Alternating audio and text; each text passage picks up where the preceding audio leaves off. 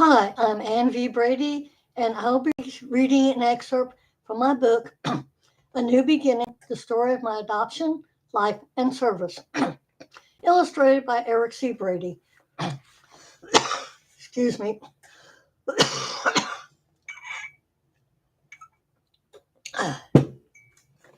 Chapter 12.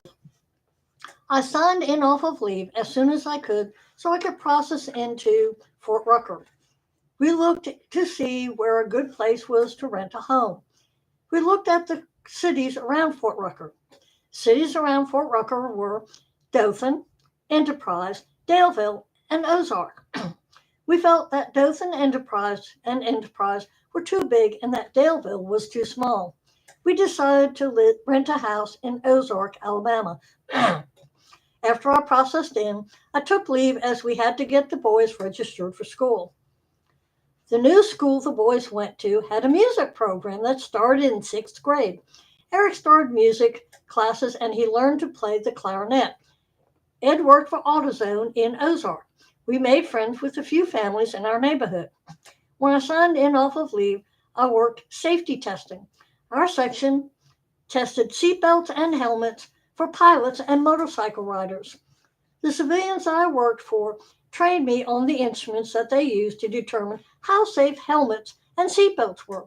I was also told that I was in charge of setting up, coordinating, and running the annual CTT testing.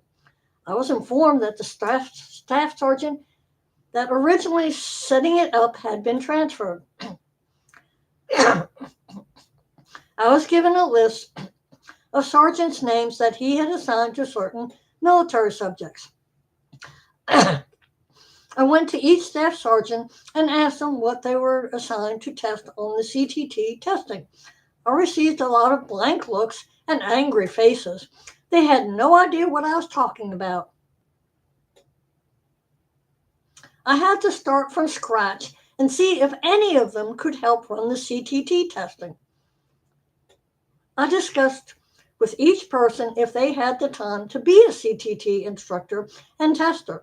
I also asked them what subjects they preferred to instruct and test on. I finally coordinated with everyone and now had to find a place to do the CTT testing. We found a grassy area where we could spread out, and that was shady. I was able to get the CTT testing done without a hitch. I also tested soldiers on identifying friendly and enemy vehicles and aircraft. In the first group that I tested, I explained what the test consisted of and how to tell the difference between enemy and friendly vehicles. One of the soldiers said he wanted to be tested before I even finished my presentation. So I said, okay. I had him come forward and covering up the writing on the playing card, I showed him the picture of a vehicle. He identified it wrong. I showed him two more pictures. He got those wrong. I then asked him to join the others. I finished explaining to them certain characteristics what that would help them identify friendly or threat vehicles. CTT testing went well and I was very pleased. Eric took babysitting classes through Red Cross and became a certified babysitter. We bought a dog door for Peanut. Eventually, Ed was offered a manager's job at AutoZone. The only problem was he would have to go to a different store if he was a manager. Ed quit. Ed found a job making and fixing computers at a piano sales and service store in Dothan. I also started guitar lessons there. I would bring the boys with me when I drove to Dothan for my lessons. I started looking for my birth brother. I searched on boards for help and in databases for Robert Pierce. I was looking for Robert Pierce in Massachusetts because Pierce is such a common name. Someone sent me an address and phone number for a Robert Pierce in Massachusetts. It showed he was born in 1950. I called the number and Robert answered. I told him who I was and asked if he was Robert Pierce. He said he was. I told him my birth name was Veronica Celia Pierce and that Helen Frances Pierce was my birth mother. He said, "We know about you." He then told me that he was my cousin Robert. He said, "Let me go get my father." Robert put Uncle John on the phone. I was excited to talk to Uncle John. Uncle John told me about my grandparents and the family. Uncle John said that my grandfather John was an auto mechanic and an abusive alcoholic. He also told me that my grandparents were divorced. Grandpa John remarried. I found out that Uncle John and my birth mother had been estranged for years. My birth mother had gotten mad about how the family had treated her. She left and he hadn't heard from her again. I hated to be the bearer of bad news. I told him that my birth mother was dead. I told him that I would send him copies of my original birth certificate, my birth mother's birth and death certificate. I also found that Uncle John and I had one thing in common. We both were interested in genealogy. I made copies of the certificates and mailed the copies with a letter to Uncle John. He sent me a letter with pictures of my birth mother and some pictures of him and his family. The pictures he sent of my birth mother were his only pictures. Ed took pictures of my birth mother's pictures, and we mailed the copies to Uncle John. Uncle John was a carpenter. He sent me a clock that he made for me. Uncle John was a great help in finding information on my great grandparents. On the next page is the pictures Ed took that were sent to me by Uncle John. They're both of my birth mother, Helen Pierce, in her LPN nurse's outfit. The next one is picture of Uncle John dressed in a business suit with tie. And the next one is him in the dark, but he's got a baseball cap on and he's got a blue shirt on. The next one is of him in a white shirt and he's standing next to, with a hand on, a canoe that he was building.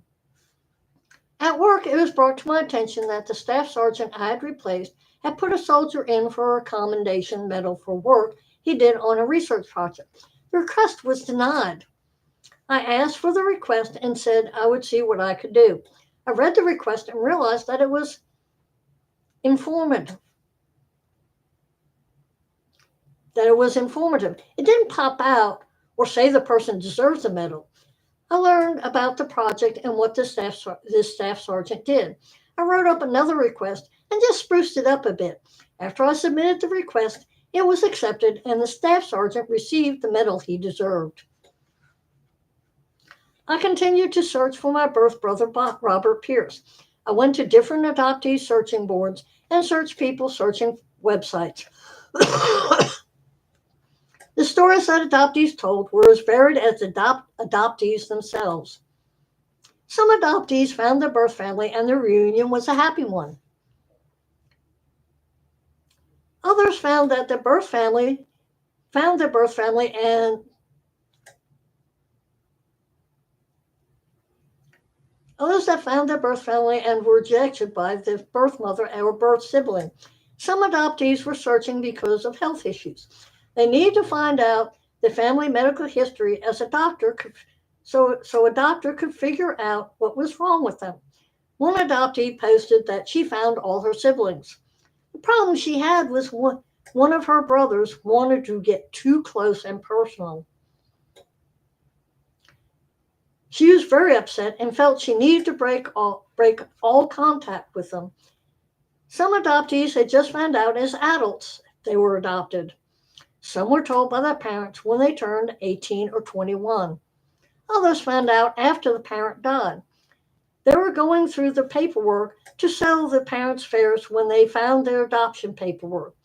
Those that learned about their adoption as adults were stunned. Most of them felt lied to and betrayed.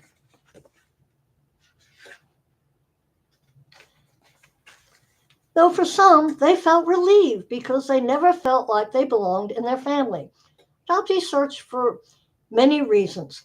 Some search for their parents to know where they came from. They want to know why they were given up. Some search for family medical history for themselves and for their children. When I was younger, I would tell the doctor, no one in my family has any history of cancer, heart disease, etc. As I got older, I told them the truth. I'm adopted. I don't know my family medical history. Others search out of curiosity. They want to know what their ethnicities are. They want to know if they're Irish, French, Greek, etc. Some adoptees search looking for love and acceptance as their adopted families provided neither. I finally received a message from a search angel who said that he could find anybody with just their name and a date of birth. He listed his phone number and his address. I called him and he said that he charged $40. He said that was to pay for the sites he used to search. When I had the money, I sent him a check and my brother's name and his date of birth. When I received my brother's information, I was ecstatic. Then I wondered if I should call or not. I had some people tell me that if he wanted to find me, he would have. My answer to that was he might not know I exist. I felt if he didn't know about me, then he should. That way he could then decide if he wanted a relationship or not. During this time, a soldier approached me and asked me if I could help him. He had a friend that wanted to find her sister. They were in a foster home together. They were adopted by different families. He gave me her sister's name and date of birth. I looked through several databases used to search for people. I couldn't find anything, so I went online asking different adoptee search boards, asking for help. With the help of search angels, I was able to find her sister. I gave the information to the soldier to give to his friend. A week later, he told me that it was indeed her sister that we had found. They lived 20 minutes from each other. I always love a happy ending. Now came the time for me to decide about contacting my brother. I had to decide if I was going to call my brother, write a letter to him, or not contact him at all. I thought about the fact that I was contacting a stranger that was related to me. I didn't know what he was like or if he would want to know me. I finally called my brother. When I called, a woman answered the phone. I asked to speak to Robert Pierce. She asked me what I wanted. I told her my name, and I believed that Robert was my brother. She told me that she was his wife, Edwina. Edwina told me that she doubted we were related as he didn't have any family. She said she would get him anyway. Bob got on the phone, and I told him my name and my birth name. I told him I was looking for my birth brother, named Robert Pierce, born April 12, 1950, in Dorchester, Massachusetts. I asked him who his mother was. He asked me who I thought she was. I told him that I thought his mother was Helen Frances Pierce, born October 8, 1919, in Somerville, Massachusetts. I had found my brother. We talked and told a little bit about ourselves to each other. He asked how I had found him. I explained that the person who helped me find him with just his name and date of birth. Bob told me that he knew he had a sibling, but he thought I was a boy. He said at one time he saw some paperwork that had a name on it and assumed that I was a boy. In my adoption paperwork, I'm mentioned by the name Ronnie, so that may have been why he thought he had a brother. Below is a poem I wrote about it. I found out that Bob was an artist and that he taught himself how to read and speak Spanish, French, Russian, and Greek. He told me that he could read Aramaic. Bob said he went to school on and off, depending on his foster parents. He never went past ninth grade. And here's the poem, Found. I discovered that I had a brother, and so the search began. There was a mixture of feelings, happiness, nervousness, and anticipation. As the years dragged on, at times there was also frustration. Then came the call. My brother was found. As I called him, I felt happy, nervous, and a little scared. How would he feel? Happy or angry? Did he know about me? Would he care? At first, he was skeptical and wary, afraid it might be a bad joke. It's hard to explain the feelings we have about the past and now, but for now, we will write and talk to each other, hoping to someday meet.